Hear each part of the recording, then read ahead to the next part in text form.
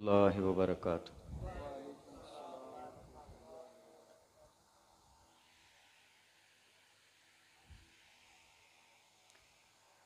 नहमदुहु व नस्तईनुहु व नस्तगफिरुहु व नुमिनु बिही व नतवक्कलु अलैहि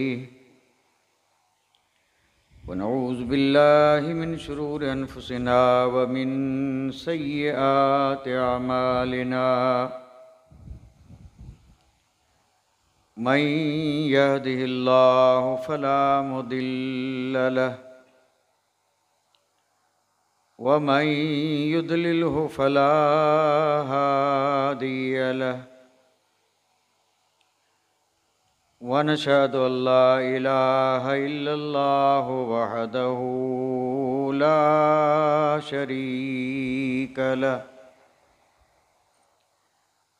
व नशहदु अन्न सय्यदना व मौलाना मुहम्मदन अब्दुहु व रसूलुहु। अम्मा बाद फ़अऊज़ु बिल्लाहि मिनश शैतानिर रजीम।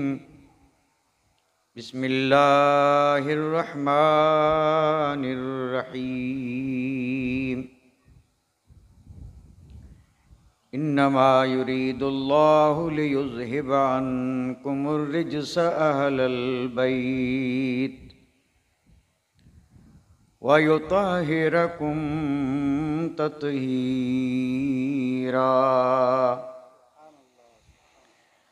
आमन्तु बिल्लाहि सदक़ल्लाहु मौलानल अज़ीम व सदक़ रसूलुहुन नबियुल करीम व नहनु अला मा क़ाल मिनश शाहिदीन व शाकिरीन वल्हम्दुलिल्लाहि रब्बिल आलमीन।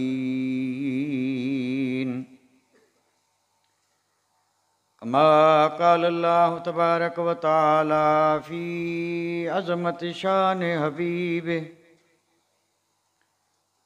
इन्नल्लाह व मलाइकतहू युसल्लूना अलन नबी या अय्युहल्लज़ीना आमनू सल्लु अलैहि व सल्लिमू तस्लीमा।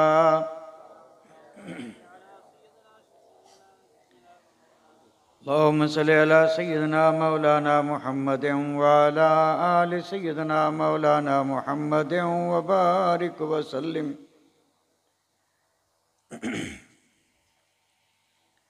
सलातन व सलामन अलैका या रसूलल्लाह। सलातन व सलामन अलैका या हबीबल्लाह।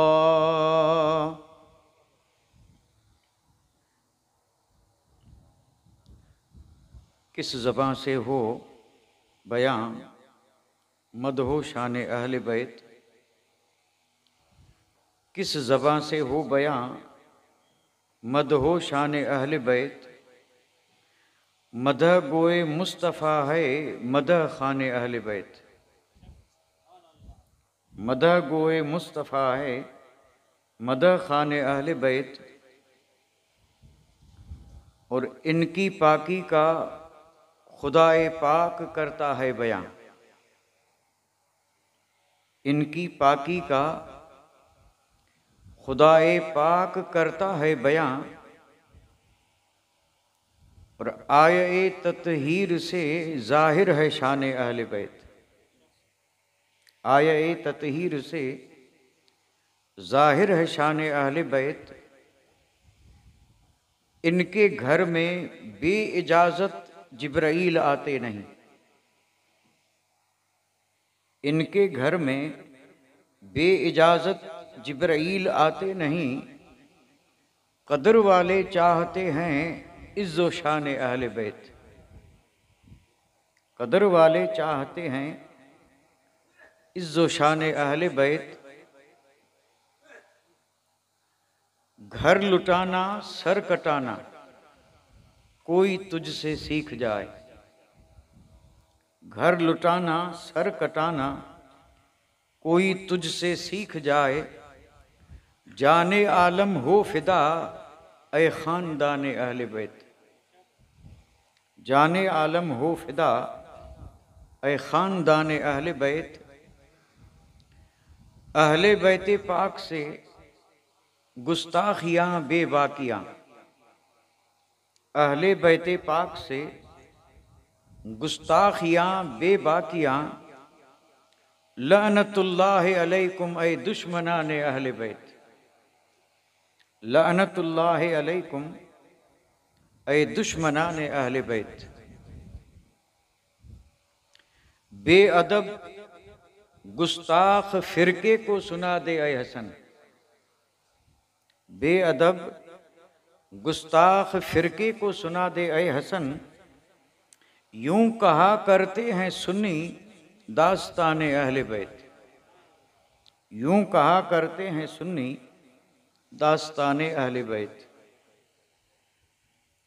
वाजिबुल एहतराम गिरामी कदर ज़ी वक़ार सादात इज़ाम उलमाए ज़बिल एहतराम मोहतरम व मुकर्रम सामईन किराम इज़्ज़त माब ख़वातीन इस्लाम।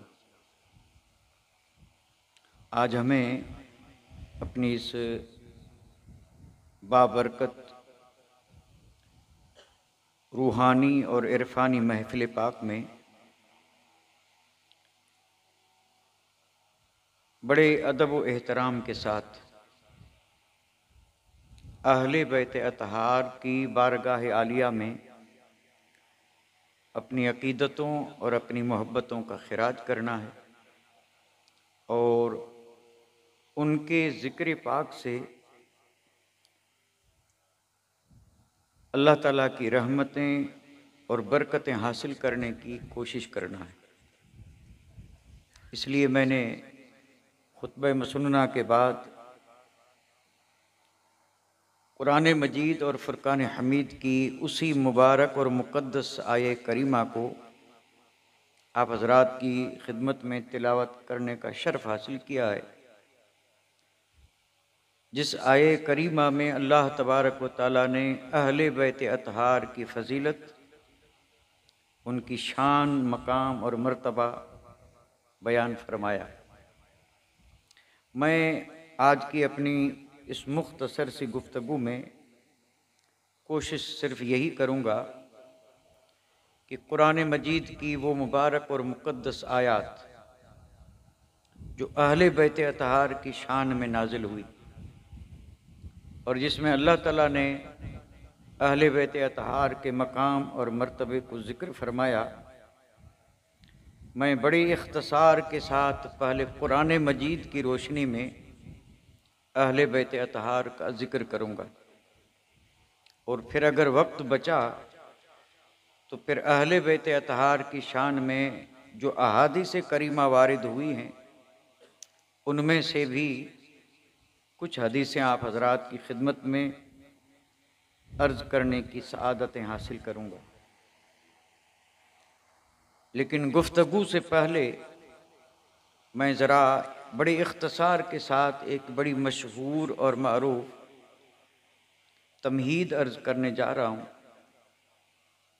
और ये तमहीद जो है ये हमारा जो ज़िक्र इससे पहले हो चुका और जो अब होगा, इन दोनों ज़िक्रों को मिलाने के लिए कि ये दोनों ज़िक्र अलग नहीं है बल्कि ये ज़िक्र एक ही ज़िक्र है। यानी आज से पहले ज़िक्र हो रहा था सहाबा का और अब हम ज़िक्र करेंगे अहले बैत अतहार का। तो जो सहाबा का ज़िक्र हुआ और अब जो अहले बैत अतहार का ज़िक्र होगा, इसको हम ज़रा हदीस पाक की रोशनी में देखना चाहते हैं कि हदीस पाक में इन दोनों ज़िक्रों को अलग रखा है या मिलाया है।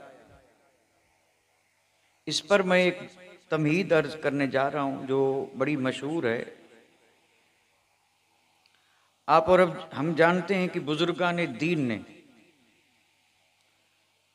ये जग और ये जहान जिसमें हम जिंदगी बसर कर रहे हैं,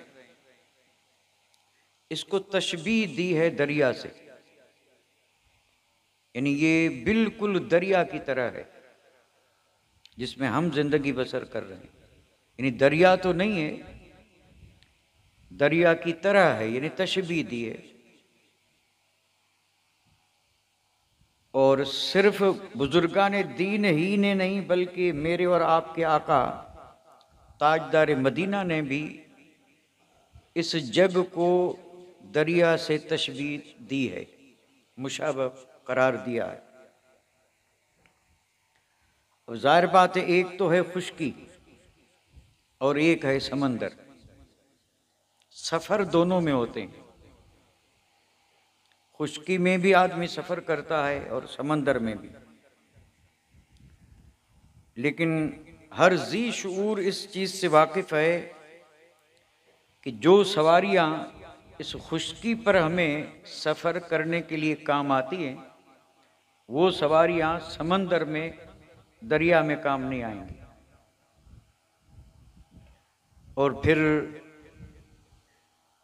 समंदर में जो चीज़ काम आती है उससे भी हम वाकिफ़ हैं कि अगर समंदर का सफ़र करना है तो समंदर के सफ़र के लिए जहाज़, कश्ती, ये समंदर के सफ़र के ज़राए यही हैं। बग़ैर इसके समंदर का सफ़र नहीं होगा। और समंदर एक ऐसी जगह है कि आदमी जब समंदर में सफ़र करता है तो फिर चारों तरफ पानी ही पानी, यानी जिधर नज़र दौड़ाएं उधर पानी ही पानी। कदीम ज़माने में, आज का दौर तो तरक्की याफ्ता दौर है, आज आसानियां इतनी हो चुकी हैं कि जिसकी कोई हद नहीं। लेकिन एक दौर था, ये जो समंदर में सफ़र करते थे जहाज़ के ज़रिए या कश्ती के ज़रिए, तो उनके पास अपनी मंजिल और सिमत मालूम करने के लिए और कोई आला नहीं होता था। वो अपनी मंजिल को मालूम करते थे सितारों से, और अगर सितारे से नज़र हटती तो बहक जाते। यानी गोया कि सितारे ही थे जो उन्हें ये बताते थे कि मशरिक किधर है, मगरिब किधर है, और शिमाल किधर है, जुनूब किधर है। ये सितारे ही से पता चलता था। तो कश्ती में सफ़र करने वाले की नज़र रहती थी सितारे पे, और खुद होता था कश्ती में। सारा सफ़र जो है वो उसी सितारे की रहनुमाई में अपनी मंजिल तक पहुंचाता था। ये अभी ये आलात जो हैं ये वजूद में आए हैं, वरना पहले हमारे यहाँ भी लोग जो जिसको नाखुआ बोलते हैं, वो सिमत मालूम करने के लिए सितारों ही की मदद लेता था।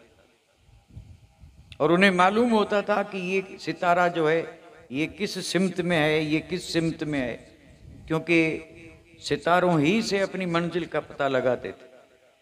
अब ये तो है इस दुनिया का हाल। हुजूर ने 2 हदीसें इरशाद फरमाई हैं जो बड़ी मशहूर हैं। एक हदीस है साहबे कराम के लिए और एक हदीस है अहले बैत अतहार के लिए। और मैं तो ये समझता हूँ कि अल्हम्दुलिल्लाह आप हजरात को वो दोनों हदीसें याद होंगी। अब आपने जो हदीसें इरशाद फरमाई, उन हदीसों से ये इशारा मिलता है कि आपने भी इस जग को समंदर रूपी जग करार दिया है। ये जग समंदर की तरह है।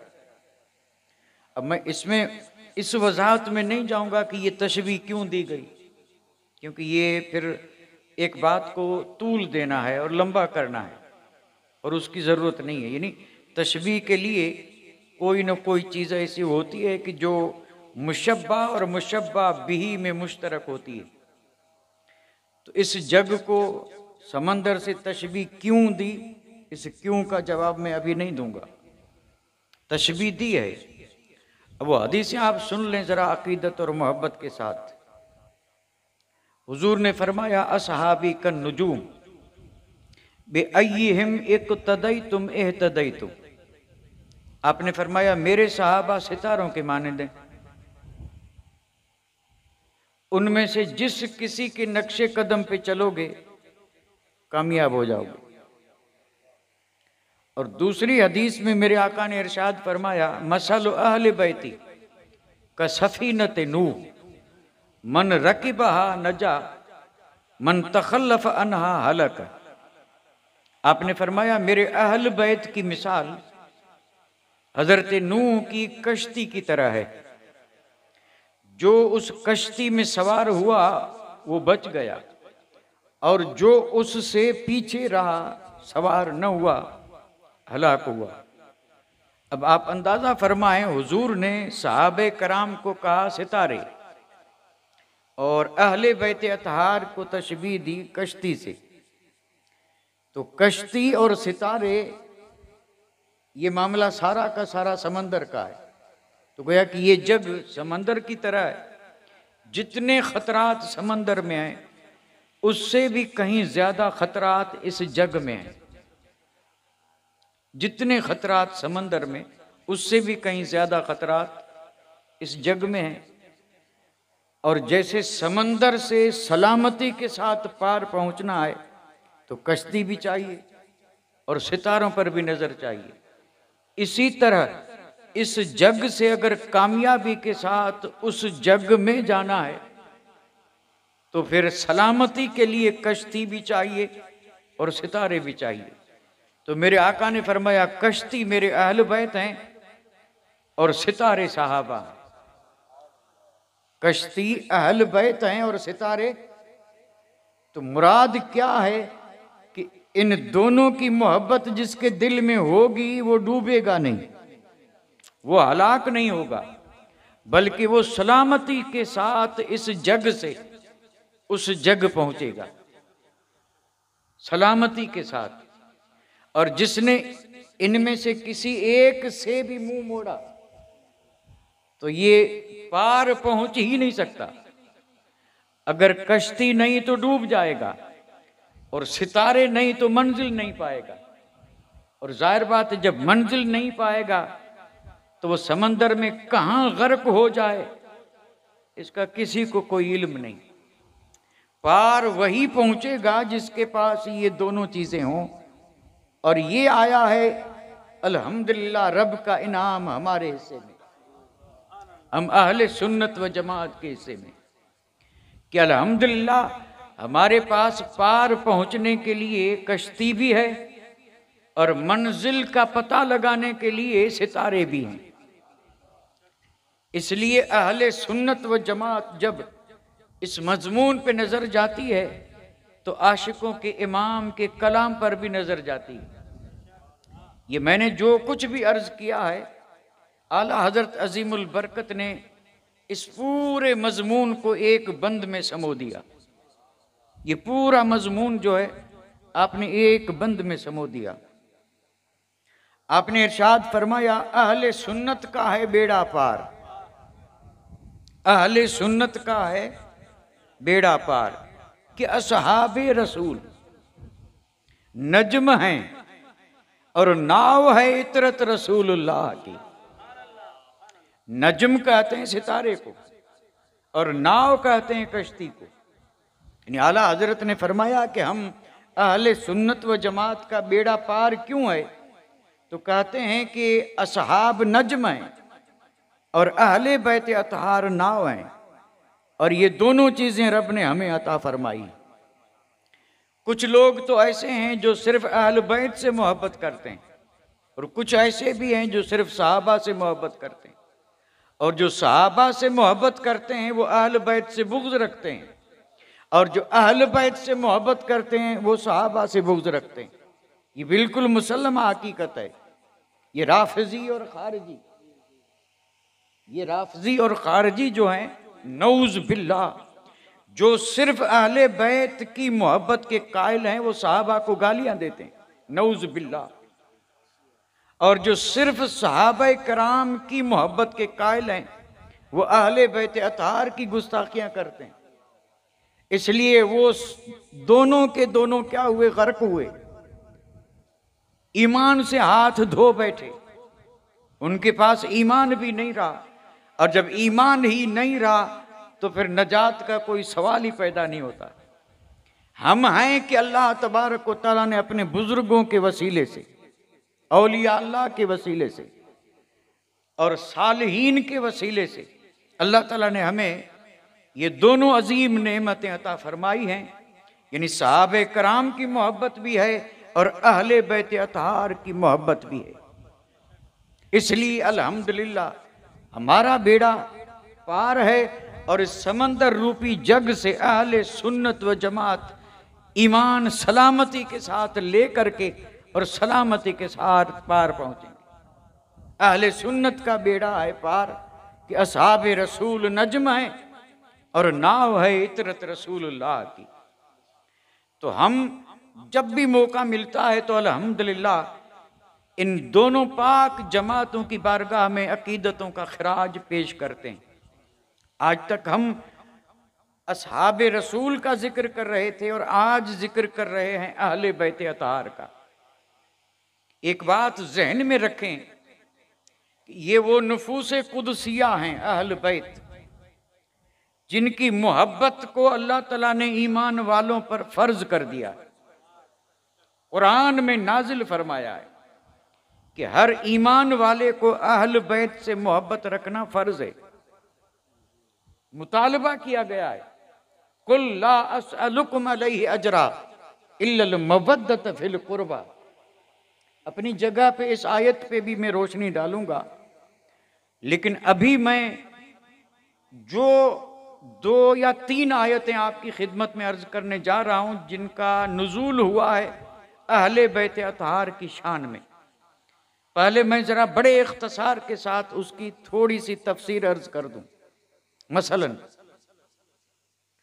खुतबा मसनूना के बाद अभी जो मैंने मुबारक और मुक़द्दस आयत पढ़ी, इन्नमा युरीदुल्लाहु लियुज़हिब अन्कुम रिज्स अहलल बैत व युतहिरकुम तत्हीरा, ये आयत है। और कई कुरान मजीद की आयतें ऐसी हैं कि मजमून के हिसाब से उन आयतों के नाम भी अलग पड़ गए। आयत और आयत का नाम और नाम मजमून के हिसाब से। इस आयत का नाम ही है आयत तत्हीर।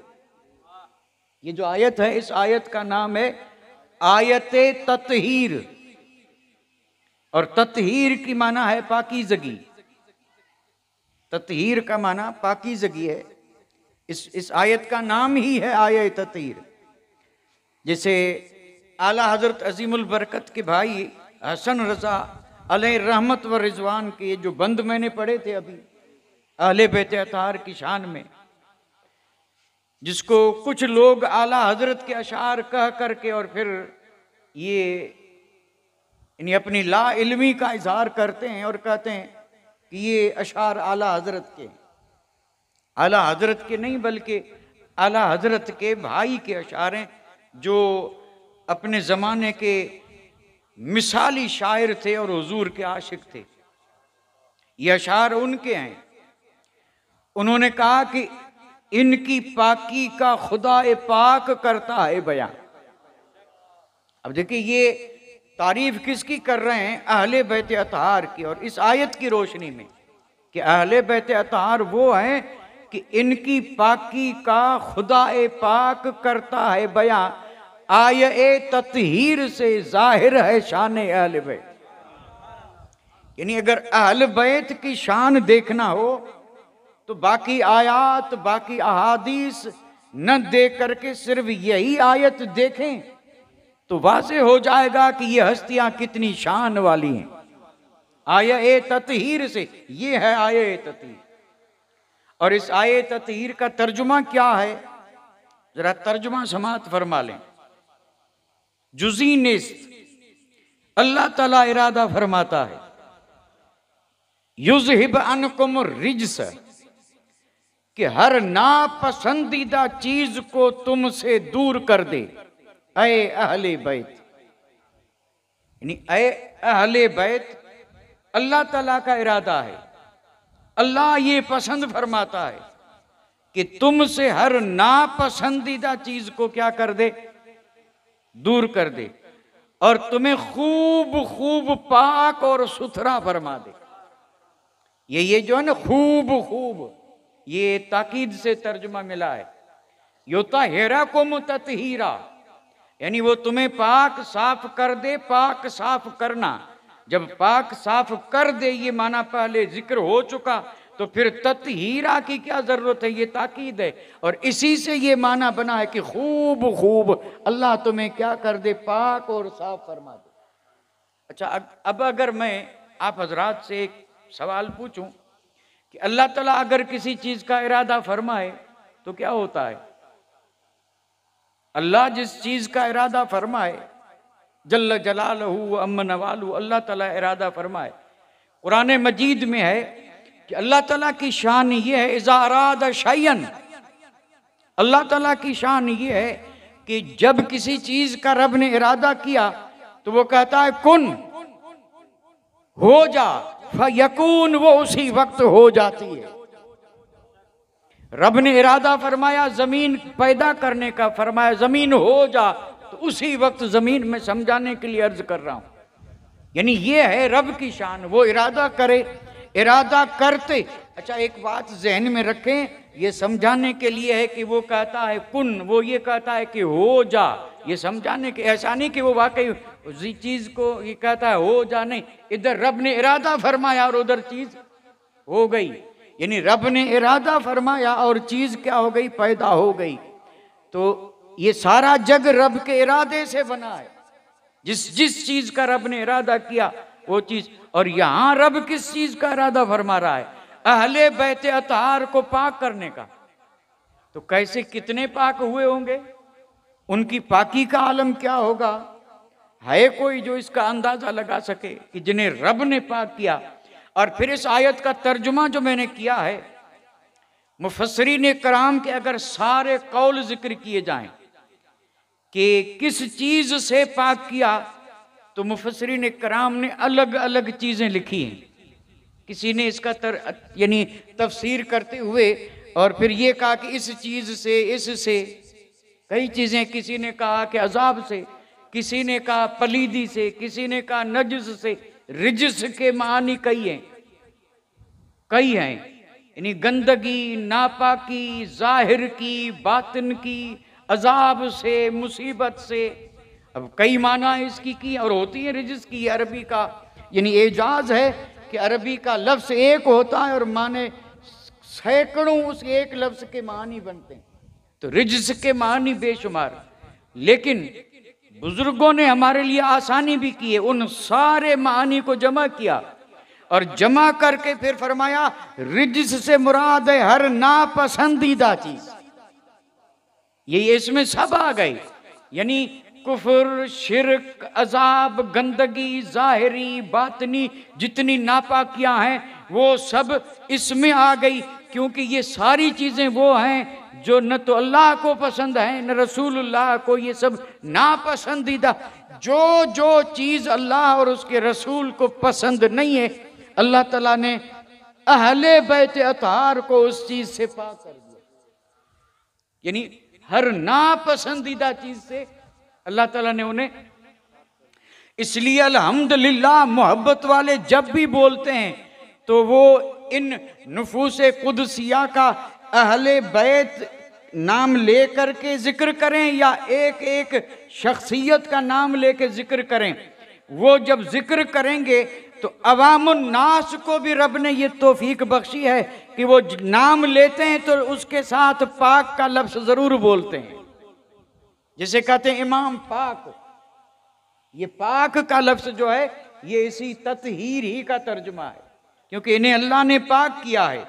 यानी हम ये कहते हैं कि मौला अली पाक, सैयदा तय्यबा ताहिरा फातिमत ज़हरा रदियल्लाहु ताला अन्हा पाक, इमाम हसन पाक, इमाम हुसैन पाक। और ये पाक किया किसने? रब ने। और पाक किया किससे? हर नापसंदीदा चीज से। यानी कोई भी ऐसी, चाहे वो अफ़आल हो चाहे अमाल हो, यानी चाहे वो ऐसे काम हो जो नापसंद हैं, कोई अफ़आल है अमाल हैं, और जो चीज भी नापसंद है अल्लाह ताला ने उस हर नापसंद चीज को इनसे दूर फरमा दिया। युज़हिबकुम रिज्स, यानी रब ने उस चीज को इन नुफूस कुदसिया से क्या कर दिया, पाक कर दिया। अच्छा, अब एक बात जहन में रखें, ये मैं यहां पर कोई मुफस्सिरीन ने जो इस पे बहसें की हैं वो जिक्र नहीं करूंगा, क्योंकि वो एक अलग मजमून है। वो ये है कि भाई इस आयत में जो अहल बैत रब ने फरमाया, इससे मुराद कौन है, इससे कौन मुराद हैं? क्योंकि अहल कहते हैं यानी बैत माना घर और अहल माना वाला, तो अहल बैत का माना हुआ घर वाला। तो मेरे आका की अज़वाजे मुतहरात अहल बैत हैं या नहीं, घर वालियां, हुजूर की हमारी माएं, अज़वाजे मुतहरात, जिन्हें रब ने ये शर्फ बख्शा कि जो हुजूर के काशाने में मोमिनों की माएं बनकर के तशरीफ लाई। अब ये हैं हुजूर की, मैं समझाने के लिए अर्ज कर दूं, जैसे कहते हैं ना घर वाली, भाई घर वाली अहल बैत का माना ये घर वाला, तो ये अज़वाजे मुतहरात अहल बैत हैं या नहीं, अब इसमें है बड़ी बात। और ये आज का मसला नहीं, बल्कि असहाब रसूल और उसके बाद ताबईन और उस वक्त से लेके आज तक इस पे बड़ी बहसें हुई हैं। और फिर जिसने जिस बात को रखा उम्मत के सामने बगैर दलील के नहीं रखा। एक जमात वो है जो ये कहती है कि अहल बैत से मुराद मोमिनों की माएं हैं, और एक जमात वो है जो ये कहती है कि अहल बैत से मुराद ये पंजतन पाक हैं, अहले अबा, इन्हें कहा जाता अहले अबा। एक हैं अज़वाज और एक अहले अबा। अब हर एक ने इस पर दलीलें दी और सबकी मजबूत दलीलें, सबकी दलीलें मजबूत हैं। और फिर बुजुर्गों ने इसकी आखिर में जमहूर ने, सब ने मिल करके जो फतवा दिया वो ये दिया है कि अहल बैत से मुराद ये पंजतन भी हैं और अज़वाजे मुतहरात भी हैं, और हम इसी के कायल हैं। ये सब हुजूर के घर वाले हैं, ये सब हुजूर के हैं। लेकिन ये अलग बात है कि कुर्ब जिसका जितना ज्यादा मर्तबा उसका उतना ही ज्यादा, ये फिर एक अलग मजमून है। और फिर जाहिर बात है ये जितने भी हैं इसके बारे में हम ये नहीं कहेंगे कि हुजूर की मोहब्बत सबके साथ यकसा थी, नहीं, मोहब्बत सबसे थी, लेकिन कुछ ऐसे थे जिनसे मोहब्बत सबसे ज्यादा थी। अब जैसे किसी मौके पे पूछा गया, या रसूल अल्लाह आपको सबसे ज्यादा मोहब्बत किससे है, तो आपने फरमाया फातिमा ज़हरा से। आपने फरमाया मुझे सबसे ज्यादा अगर मोहब्बत है तो आपने फरमाया मुझे फातिमा ज़हरा से है। और कहीं आपने फरमाया मुझे मोहब्बत इमाम हसन हुसैन से, मौला अली से। अब बताइए, और खुद हुजूर ने जो, अब देखिए हजरत सलमान फारसी कौन है, फारिस के रहने वाले हैं, और खुद हदीस पाक में हुजूर ने फरमाया सलमान मिन्ना मिन अहली बैतना। आपने फरमाया ये जो सलमान है ये हम में से हैं और ये हमारे अहल बैत से हैं, ये हमारे अहल बैत से हैं। तो हम अर्ज ये कर रहे हैं कि हुजूर के अहल बैत जो हैं वो सब पाक हैं और उन्हें रब ने पाक किया है। और पाकी का यूं जिक्र फरमाया है कि रब इरादा फरमाता है ऐ अहले बैत कि तुम्हें हर नापसंदीदा चीज से पाक कर दे। आयत उतरी, उसके बाद अल्हम्दुलिल्लाह हम बरसों से ये जिक्र सुनते चले आ रहे हैं। हो सकता है जब इस जिक्र की तरफ तवज्जो न हो तो जिक्र जहन में न हो, और जैसे ही तवज्जो दिलाई जाए तो याद आ जाए, तो सबको याद आ जाता है। अब आप जरा इस चीज पर ध्यान रखें कि जब ये आयत उतरी, ये आयत उतरी तो हुजूर ने मौला अली को तलब फरमाया, फातिमत ज़हरा को तलब फरमाया, हसनैन करीमैन को बुलाया। और ये चारों हस्तियां जब आई तो हुजूर ने उन्हें बिल्कुल अपने करीब बिठाया, यानी बिल्कुल करीब, इतना करीब कि अल्लाह बेहतर जाने। आप इसको यूं समझ लें कि हसनैन को गोद में बिठाया, मौला अली और फातिमत ज़हरा को बिल्कुल अपने करीब बिठाया। और जब इतना करीब कर लिया तो फिर आपने क्या किया, आपने एक चादर थी जिसको उन सब पे फैला दिया, उन सब पे फैला दिया। अब ये 5 हस्तियां हैं जो इस चादर के नीचे हैं, 5 हस्तियां हैं जो इस चादर के नीचे हैं। और फिर जब इस तरह आपने उन्हें उस चादर के नीचे लेके और फिर आपने नबूवत वाले हाथ उठाए और आप दुआ फरमा रहे हैं और आप इरशाद फरमा रहे हैं कि अल्लाहुम्मा हाउलाए अहलु बैती, मेरे मौला ये हैं मेरे अहल बैत, फत्तहिरहुम तत्हीरा, तो तू उन्हें खूब खूब पाक साफ सुथरा फरमा दे। अब यहां पर हम भी अल्लाह तौफीक दे तो इस पे गौर तो कर सकते हैं कि नहीं। यानी इसमें सबसे पहली बात तो यह है कि किसी भी नबी की दुआ रद्द नहीं होती, और आप तो नबियों के भी नबी हैं, तो आपको दुआ ही मांगना था तो जहां तशरीफ फरमाएं अपने काशाने में, मस्जिद में आयत उतरी, उसी वक्त आप हाथ उठा के दुआ कर लेते, दुआ कबूल हो जाती। दुआ वहीं भी कर सकते थे आप। और फिर दूसरी बात यह है कि ठीक है नहीं किया तो उन्हें बुलाया, कोई राज होगा, कुछ मसाइल थे जिनका जवाब देना था, इसलिए आपने उन्हें बुलाया। और बुलाया तो फिर जब वो करीब आ गए तो हाथ उठा के दुआ कर देते कि ये हैं मेरे आल बैत और तू इन्हें पाक और साफ फरमा दे। ये भी दुआ हो सकती थी। आपने बुला करके और फिर अपनी चादर में छुपाया, अपनी चादर में छुपाया। और उस मौके पे एक रिवायत में आता है कि ये घर था उम्मुल मोमिन उम्मे सलमा का, जो मोमिनों की मां है, उम्मुल मोमिनीन हजरत उम्मे सलमा रदी अल्लाह ताला अन्हा का घर था।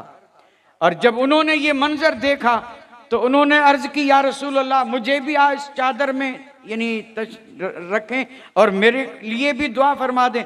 आपने फरमाया कि अंत मिन अज़वाज रसूलिल्लाह अंत अला खैर, यानी तुम भी खैर पर हो। तो उस चादर में कोई तो चीज थी कि जिसके लिए उम्मुल मोमिनीन उम्मे सलमा आरजू कर रही थी कि मुझे भी इस चादर के नीचे आने की इजाजत मिल जाए। अब ये चादर का उड़ाना, अल्लाह अकबर, आपने 12 सुना होगा। चादरें तो भाई बहुत है ना, चादर, और एक वो चादर है जो हुजूर के पास थी, हुजूर की चादर, हुजूर की चादर। तो हमारा तो ईमान और अकीदा है ना कि जैसे हुजूर जैसा कोई नहीं, वैसे हुजूर के जिस्म से जिस कपड़े की निस्बत हो जाए उस जैसा भी कोई नहीं। थी तो चादर, लेकिन ये चादर आम चादरों की तरह नहीं थी। तो फिर आप सोच में पड़ जाएंगे कि आम चादरों की तरह नहीं थी तो इस चादर में कमाल क्या था। तो अगर कमाल देखना है तो मैं सिर्फ इशारा कर दूं कि इस चादर में कमाल क्या था। दोपहर में हुजूर किसी अपने सहाबी के जनाजे को दफन करके वापस आ रहे हैं, और आ रहे हैं कहां, उम्मुल मोमिनीन हजरत आयशा के हुजरे की तरफ।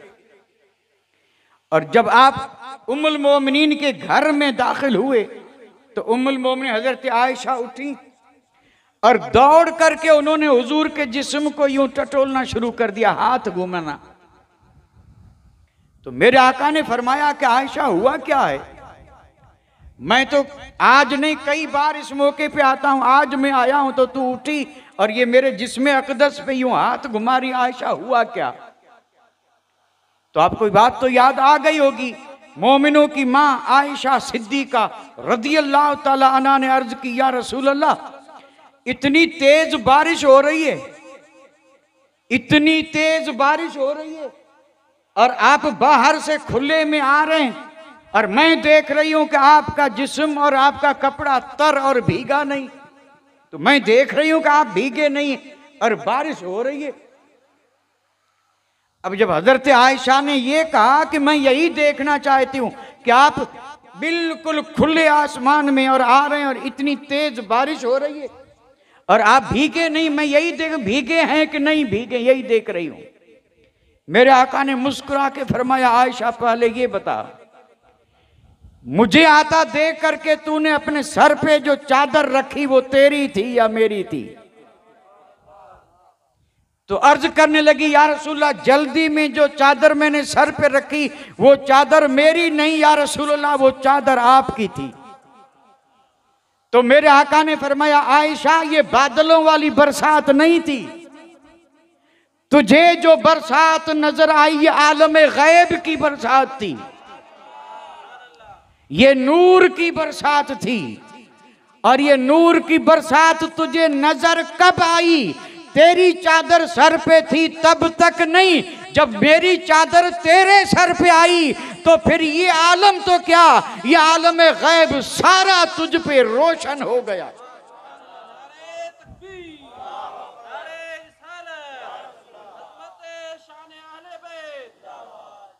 अब आप जरा सा गौर फरमाएं, इसमें भी एक बात मैं अपनी तरफ से समझाने के लिए अर्ज करता चलूं। एक तो ये है कि हजरत उम्मुल मोमिनीन आयशा ने अपने इरादे से और अपनी तरफ से चादर उठा के अपने सर पे रखी थी, ये तो खुद उन्होंने रखी थी, हुजूर ने हुक्म नहीं दिया था और न इन्होंने हुजूर से पूछा था। और आज यहां जो चादर जिनके सरों पे है वो उन्होंने अपनी मर्जी से नहीं बल्कि मुस्तफा ने उन्हें बुला करके और फिर उस चादर को उनके सरों पे रखा था, और जिनके सरों पे रखा ये हैं अहले बैते अतहार। अच्छा, अब किसी में है जो अंदाजा लगा सके कि जब ये चादर सर मुबारक पे आई होगी तो उस वक्त उन्होंने क्या क्या नूर देखे होंगे, उन पर कौन कौन से गैब के आलम मुनकशिफ हुए होंगे और उनका क्या क्या गैब जाहिर हुआ होगा, ये या तो मुस्तफा जाने और या ये अजीम हस्तियां जाने। अब मैंने तो ये अर्ज कर दिया, और इससे ये मुराद नहीं है कि बस इसका यही एक राज था, राज अल्लाह जाने रसूलुल्लाह जाने, यानी इसकी असल हिकमत जो थी वो अल्लाह जाने और अल्लाह का रसूल जाने। लेकिन हुजूर ने हजरत मौला अली मुश्किल कुशा, सैयदा तैयबा फातिमा ज़हरा, इमाम हसन, इमाम हुसैन, इन्हें बुला के करीब बिठा के सरों पे चादर को फैला के और फिर दुआ मांगी, अल्लाहुम्मा हाउलाए अहलु बैती फत्तहिरहुम तत्हीरा, और इन्हें तू खूब खूब पाक साफ और सुथरा फरमा दे। अब झूम करके कह दें, अली पाक, फातिमा पाक, इमाम हसन पाक और इमाम हुसैन पाक। और रसूल तो पाक हैं, रसूल तो पाक। हाँ, इतना फर्क जरूर है कि रसूल पाक करने वाले हैं और जग पाक होने वाला है। रसूल पाक ही आए हैं और दूसरे रसूल के आने से पाक हुए हैं और दूसरे रसूल की निस्बत से पाक हुए हैं। यानी हुजूर तो पाक ही आए और फिर हुजूर ने जिसे चाहा उसे पाक बना दिया। तो ये हैं अहले बैते अतहार। ये अब इसमें तो कोई शक नहीं रहा। अब इससे बढ़कर के और तफसीर क्या होगी? यानी कुरान मजीद की हुजूर ने अमलन तफसीर बता दी, अमलन, कि ये हैं अहल बैत और ये हैं पाक, और इन्हें पाक किसने किया? और सिर्फ इसी पर बस नहीं, एक रिवायत में है 40 दिन और एक रिवायत में कई महीनों का जिक्र आया है। और ये मामला कब का? जब ये आयत उतरी उसके बाद, जैसे ही ये आयत उतरी उसकी ये तफसीर भी हो गई, चादर में छुपा के आपने दुआ भी फरमा ली। उसके बाद ये जिक्र आता है कि फजर के वक्त हुजूर अपने घर से जब निकलते और जब जाते थे नमाज पढ़ाने के लिए मुसल्ले पे मस्जिद नबवी में, तो पहले तो हुजूर निकलते तो डायरेक्ट मुसल्ले पे चले जाते, लेकिन ये आयत जब उतरी तो आपने कई दिनों तक अपना ये मामूल बनाया कि मुसल्ले पे बाद में जाते, फातिमा के दरवाजे पे पहले आते, यानी मुसल्ले पे बाद में जाते। पहले आप हजरत सैयदा तैयबा फातिमा ज़हरा के दरवाजे पे आते, आकर के खड़े हो जाते और खड़े होकर के फिर फरमाते अस्सलातु अस्सलातु अहलल बैत, यानी 40 दिन कई महीने आपका ये मामूल रहा। अब ये जो आप इरशाद फरमाते ये काबिल गौर है, यानी ऐ अहले बैते पाक नमाज नमाज, ऐ अहले बात नमाज। तो क्या अहले बैत नमाज नहीं पढ़ते थे? क्या ये घराना या इस घर में जो थे वो क्या नमाज नहीं पढ़ते थे कि हुजूर ने जगाते और कहते कि नमाज नमाज? कुछ तो राज होगा ना।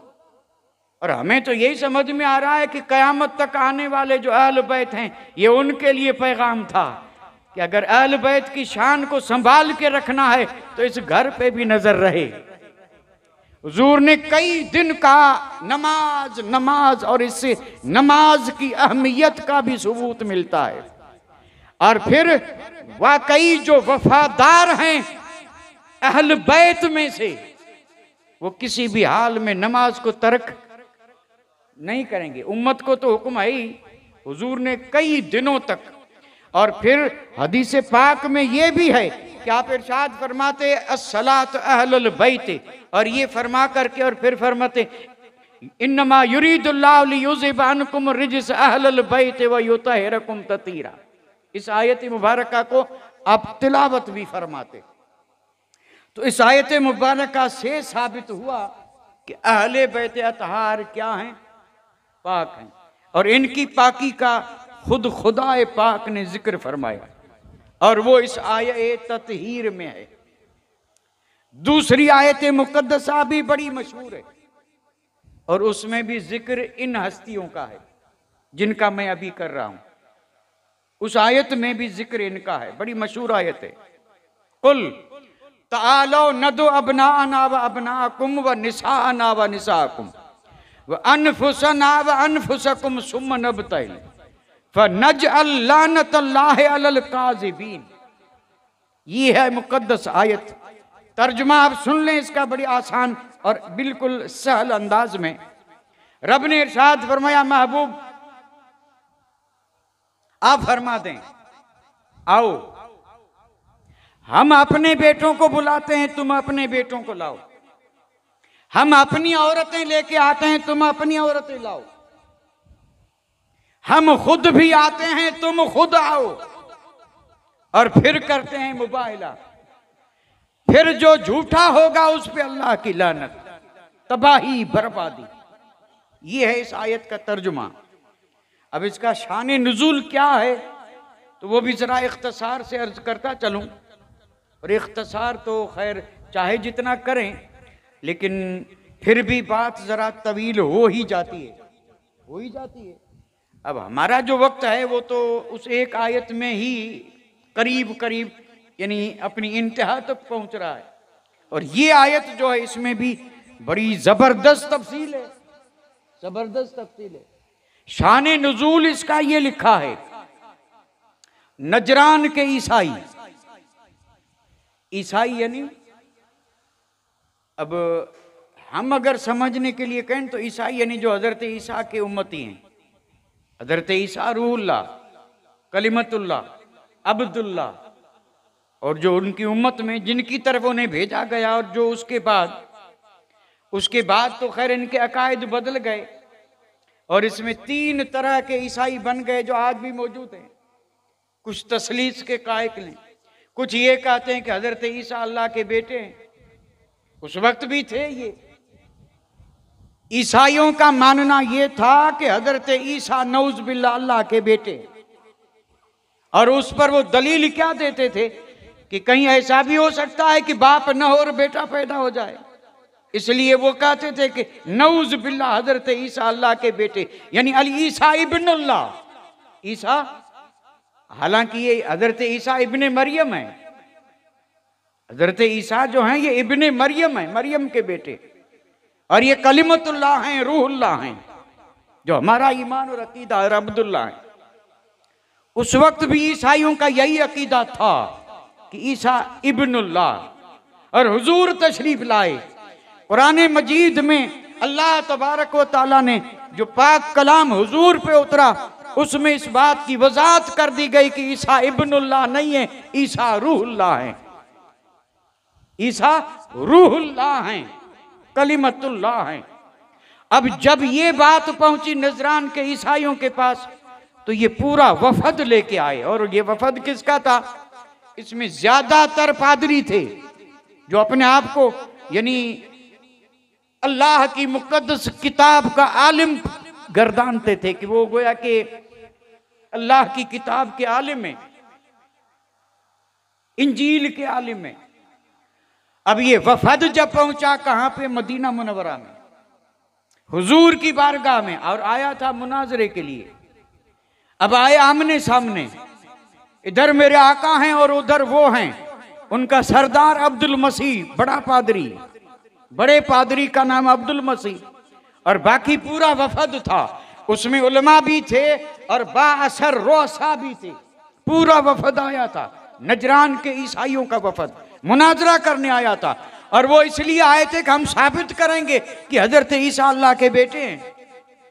और दलील क्या थी कि कहीं कोई बगैर बाप के बेटा। और जब ये मुनाजरा शुरू हुआ तो मेरे और आपके आका ने इरशाद फरमाया, मुझे जवाब दो, हजरत आदम का बाप है? तो कहने लगे नहीं। तो आपने इरशाद फरमाया, बताओ हजरत आदम की माँ है? तो उन्होंने कहा नहीं, हजरत आदम की माँ भी नहीं और बाप भी नहीं। तो मेरे आका ने फरमाया, जो रब बगैर माँ बाप के हजरत आदम को पैदा कर सकता है, वो बगैर बाप के हजरत ईसा को भी। अब ये हुज्जत तमाम हो गई, लेकिन चूंकि वो थे हठ धर्म, नहीं मान रहे थे। अब जब नहीं मान रहे थे तो रब ने फरमाया, महबूब ये मुनाजरे से जब नहीं मान रहे हैं तो आप इन्हें चैलेंज दें मुबाहिले का। अब ये मुनाजरे के ऊपर का दर्जा है मुबाहिले का। मुबाहिला आजकल भी कुछ लोग जोश में आकर के और मुबाहिले की धमकियां दे देते हैं और मुखालिफ से कहते हैं आजा मैदान में आग जलाएंगे, हम भी आग में जाएंगे, तुम भी आग में जाना, जो जल गया वो झूठा, जो बच गया वो। ये मुनाजरा नहीं है, ये मुबाहिला है। ये मुबाहिला है। मुनाजरे में तो किताब और सुन्नत से दलीलें दी जाती हैं, हुज्जतबाजी होती है और दलील से दलील को तोड़ा जाता है और जिसकी दलील मजबूत होगी वो जीत जाएगा। तो मुनाजरे से ऊपर फिर मुबाहिला है। तो अब रब ने इरशाद फरमाया, ये मुनाजरे से नहीं मानेंगे महबूब, इन्हें आप चैलेंज दें मुबाहिले का। और मुबाहिले का चैलेंज क्या है? तो रब ने फरमाया, महबूब इन ईसाइयों से आप यूं कहें कि आओ, जब मेरी बात नहीं मान रहे हो, मैंने दलाइल से साबित कर दिया है कि हजरत ईसा रूहुल्लाह हैं, इब्नुल्लाह नहीं, क्योंकि अल्लाह बेनियाज है, लम यलिद वलम यूलद है, वलम यकुन लहू कुफुवन अहद है। अल्लाह न तो किसी का माँ बाप और न किसी की कोई औलाद, वो इस चीज से पाक है। ये इब्नुल्लाह नहीं, कलिमतुल्लाह हैं। दलीलें दी, लेकिन ईसाइयों ने जब दलीलें नहीं मांगी तो रब ने फरमाया, महबूब अब इन्हें चैलेंज करें मुबाहिले का। और चैलेंज क्या था? तो अब ये सब तय कौन कर रहा है? रब।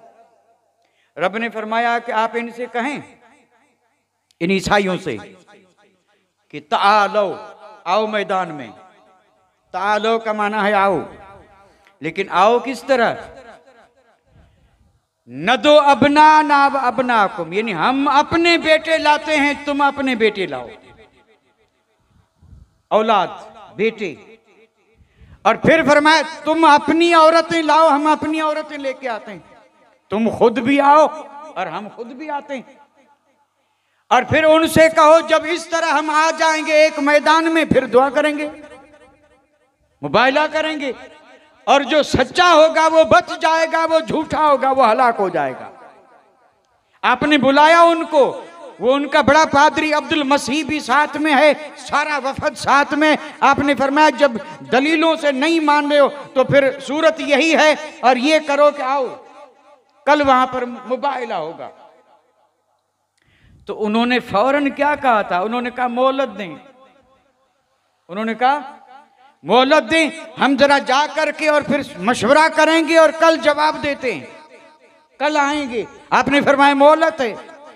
अब जब मोहलत का कह करके ये वापस चले गए, ये तो चले गए, और सुबह को जब आए तो अब जरा यहां पर ये चीज सोचें, थोड़ी सी तवज्जो दें। रब का हुक्म क्या था कि महबूब उनसे कहो कि बेटे लाएं, तो बेटे की जगह पे हुजूर ने किसको लिया? इन्हीं हुजूर से रब ने फरमाया उनसे भी कहो अपने बेटे लाएं, हम बेटे लाते हैं। तो खैर उन्होंने तो अपने बेटे लाए होंगे, हुजूर ने बेटे की जगह पे किसको लिया? हसनैन करीमैन को।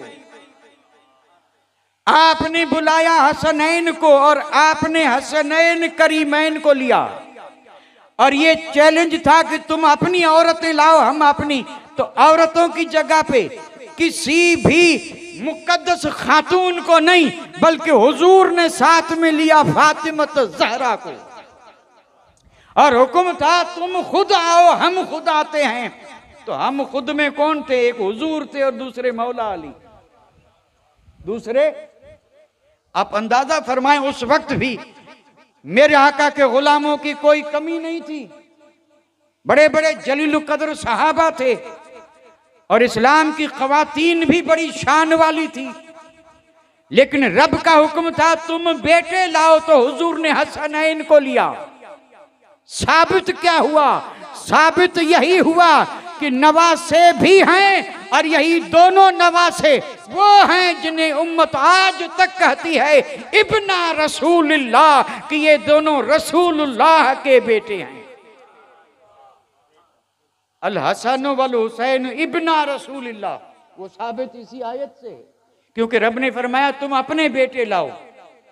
इसकी वजाहत अपनी जगह पे है। मेरे आका ने फरमाया हर नबी की नस्ल उसकी पुष्ट से चली है, लेकिन मेरी नस्ल चलेगी खातून जन्नत फातिमत ज़हरा मौला अली से। गोया कि ये हुजूर ही की नस्ल है, इसलिए आला हजरत ने झूम करके कहा था कि तेरी नस्ल पाक में, तेरी नस्ल। हालांकि हुजूर की औलाद से, जो खुद हुजूर की औलाद थी, शहजादे थे, लेकिन बचपन ही में विशाल हो गया। हुजूर के शहजादों का बचपन में विशाल हो गया, तो फिर नस्ल कहां से चली हुजूर की? हुजूर की नस्ल चली हसनैन से, और उसी नस्ल के नाम है हसनी हुसैनी। वो हसनी हुसैनी जो है ना, ये नस्ल मुस्तफा की है। और इसी के बारे में आला हजरत कहते हैं या रसूल अल्लाह, तेरी नस्ल पाक में है बच्चा बच्चा नूर का, तू है आईने नूर, और तेरा सब घराना नूर का। एक बात यहां ज़िम्न में अर्ज करता चलो, बेशक हुजूर की औलाद नूर है, काबिल ताजीम और काबिल इज्जत है, लेकिन है कब तक? जब तक हुजूर की बन के रहे। ये जुमला मैं जोर से फिर बोल रहा हूं, यानी अहल बैत शान वाले हैं, अजमत वाले हैं, काबिल ताजीम हैं, हम उनके हाथ पैर चूम सकते हैं, लेकिन कब तक? जब तक वो हुजूर के बने रहें। और अगर हुजूर के खिलाफ हैं तो फिर वो हुजूर की औलाद ही में से निकल गए। और इसके लिए कुरान दलील फराम कर रहा है, ये हम नहीं कह रहे, कुरान कह रहा है। तूफान नूह आया था ना कि नहीं आया था? तूफान नूह जब आया तो हजरत नूह का बेटा, जो हजरत नूह का नहीं था, बेटा था, लेकिन हजरत नूह को नबी भी नहीं मानता था और हजरत नूह के फरमान को भी नहीं मानता था, कुफ्र पे था। बाप हैं, हजरत नूह ने कहा बेटा तूफान आ रहा है, कोई नहीं बचेगा, आजा कश्ती में और मान ले। उसने कहा नहीं, उसने कहा मुझे तो पहाड़ की चोटी बचा लेगी, इतना कितना तूफान आएगा, मैं पहाड़ की चोटी पे चढ़ जाऊंगा। चढ़ गया चोटी पे और तूफान जब आया और पानी चोटी के करीब जब पहुंचा, तब हजरत नूह ने कहा कि ये मेरा बेटा है, मौला बचा ले। तो रब ने फरमाया लैसा मिन अहलिक, रब ने फरमाया वो तेरे अहल में से नहीं है, वो तेरा अहल नहीं है, नबी का बेटा है। लेकिन रब ने फरमाया लैसा मिन अहलिक, तेरा अहल नहीं है। क्यों नहीं है? तो रब ने फरमाया हुवा अमलुन गैर साले, ऐ नूह मेरे मुकद्दस पैगंबर, उसके अमल नहीं देखते हो, उसके अमल वो हैं जो तेरे दुश्मनों के हैं। अगर तेरे दोस्तों का अमल होता तो ये तो बेटा है, दोस्तों का अमल होता तो मैं कश्ती में न चढ़ा करके बुढ़िया को बचा लेता। अमल गैर सा कुरान मजीद में है, रब ने फरमाया लैसा मिन अहलिक वो अमल गैर साले। रब ने फरमाया नहीं, ये तेरे अहल में से है नहीं। क्यों अहल में से नहीं? आपका बेटा है। लेकिन रब ने फरमाया बेटा वो है जो बाप का बन के रहे और जो बाप से बगावत करे। और मेरे आका की बगावत है शरीयत से बगावत, दीन से बगावत, अहकाम इलाहिया से बगावत। और जो अल्लाह और अल्लाह के रसूल के हुक्म को न माने उसने गोया रसूल को नहीं माना। और जो रसूल को न माने तो कुरान ये कहता है कि मानने वाला अहल हो नहीं सकता। मानने वाला ही अहल है, न मानने वाला हो ही नहीं सकता। तो हुजूर ने लिया किसे? इमाम हसन, फातिमा ज़हरा, मौला अली और खुद मेरे आका। यही पंजतन, यही वही चादर वाले, वही चादर वाले। और ये काफिला निकला होगा तो किस अंदाज से निकला होगा? जब निकला होगा तो किस अंदाज से? अब ये तो अल्लाह जाने और उसका रसूल जाने।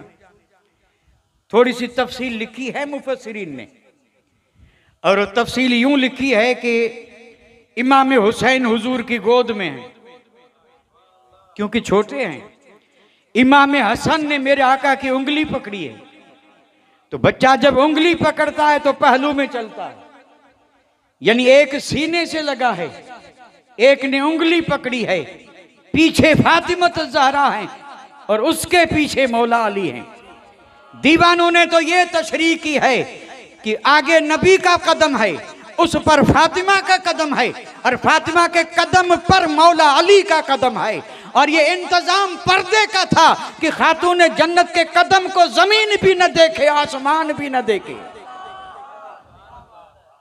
ये है फातिमा, ये है। और आज जिक्र के तो बहुत मुतालबे किए जाते हैं और मगरमच्छ वाले आंसू भी बहुत बहाए जाते हैं। लेकिन ये जो कनीज़े फातिमा और अपने आप को हुसैन का दीवाना कहलाने वाले और कहलाने वालियां, इनका हाल क्या है?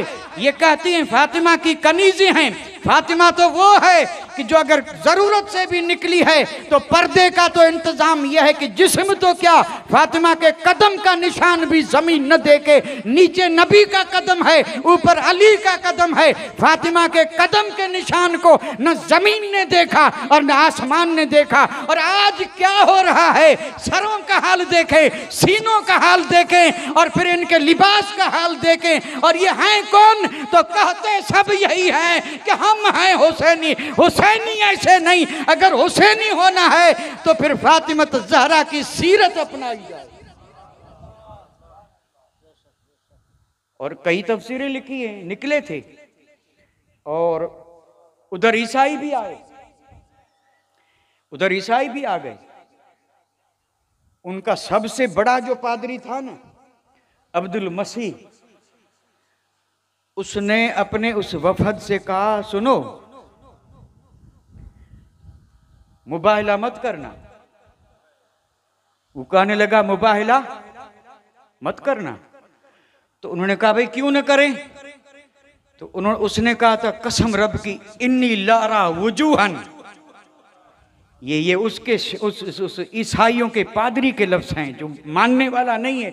लेकिन चेहरों का असर उस पे भी ये हुआ था। उसने कहा कसम रब की इन्नी लारा वजूहन लौ सालुल्लाह तबारक व तआला अन युज़ील अल जबल अन मकालिही लाज़ानहा। कहा मैं ऐसे चेहरे देखता हूं कि अगर इन्होंने दुआ की और नबी ने दुआ की और इन्होंने आमीन किया, आमीन कहा, तो अगर पहाड़ के हटने की दुआ करेंगे तो पहाड़ जगह से हट जाएगा। लिहाजा तुम मुबाहिला मत करो और ऐसे ही वापस लौट जाओ। उन्होंने मुबाहिला नहीं किया, जिजिया देना मंजूर किया, चले गए नजरान। वो तो लौटे नजरान और मेरे आका आए सीधे सहाबा की मजमे में, सुभान अल्लाह। और मेरे आका ने फरमाया कसम रब की, जब ये आए थे मुबाहिले के लिए, हम भी निकले थे मुबाहिले के लिए, तो अल्लाह का अजाब आसमान से नीचे आ चुका था, इंतजार में था। अगर वो हमसे मुबाहिला करते तो फिर ये तो यहीं खत्म हो जाते और 1 साल के अंदर अंदर रूए जमीन के सारे ईसाई भस्म हो जाते और दुनिया पे कोई ईसाई न रहता। इन्होंने मुबाहिला नहीं किया इसलिए बच गए।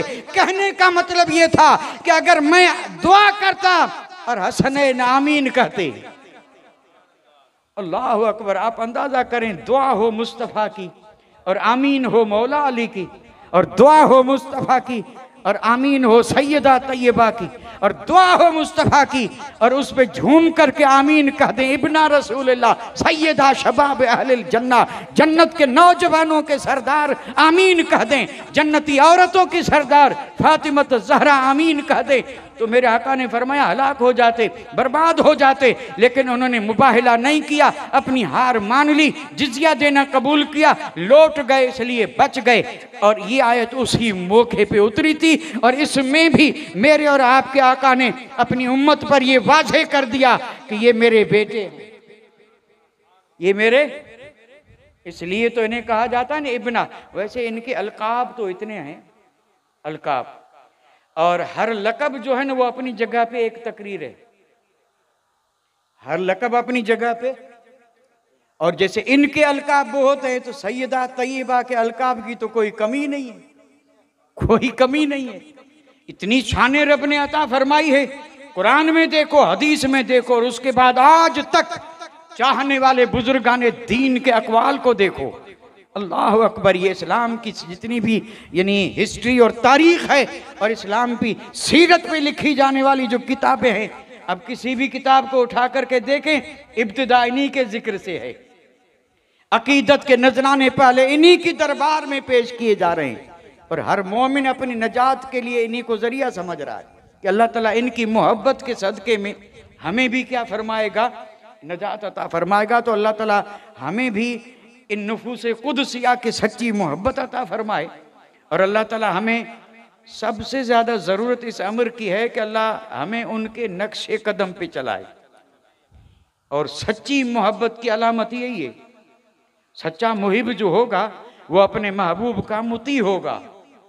अगर देखना हो कि ये मोहब्बत में सच्चा है या नहीं, तो उसके लिए सिर्फ एक ही क्या है, मिक्यास है और परखने का आला है। देखो मोहब्बत तो कर रहा है लेकिन उनका फरमान बरदार है या नहीं। अगर फरमान बरदार है तो सच्चा, और फरमान बरदार नहीं है तो अल्लाह ताला हमें इनकी फरमान बरदारी भी अता फरमाए। वमा अलैना इल्लल बलाग व आखिरु दावाना।